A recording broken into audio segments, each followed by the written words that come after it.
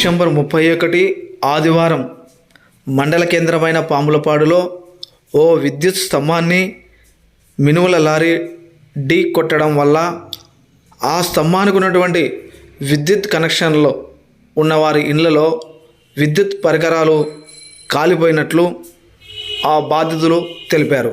విద్యుత్ short circuit వల్ల ఓ journalist ఇంట్లో దాదాపుగా 50,000 విద్యుత్ పరికరాలు కాలిపోయినట్లు తెలుస్తుంది. జర్నలిస్ట్ ఇంట్లోని విద్యుత్ పరికరాలను విద్యుత్ అధికారులు పరిశీలించారు.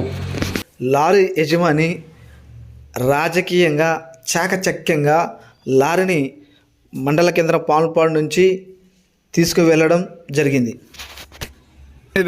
లోకలేనా మీది? బనగానపల్లె. ఏం పేరు? మీ పేరు? ఏ పేరు? ఈశ్వర. డ్రైవరా? నీ పేరేనా? అదనటి నాయకు. ఏం చేసుకో లోడ్ ఏమి?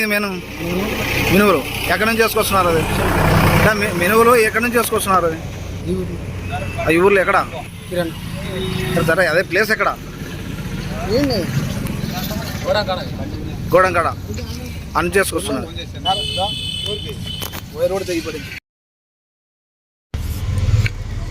జర్నలిస్ట్ ఇంట్లో విద్యుత్ పరికరాలను పరిశీలిస్తున్న విద్యుత్ అధికారి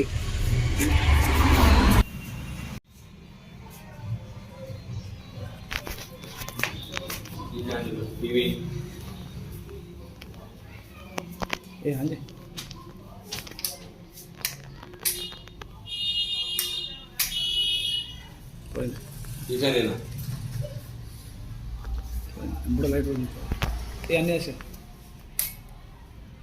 లైట్లు కూడా ఆ బల్బులు నీకు ఎదురుగానే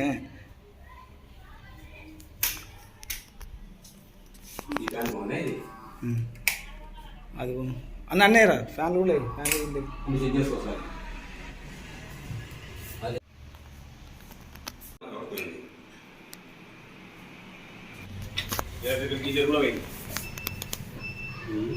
ఫైనల్గా అన్న ముగ్గురు చెప్పినాడు, వాళ్ళు చెప్పినాడు, ఏం చెప్పలేరు. కొంచెం ఎవరు ఇస్తున్నారు.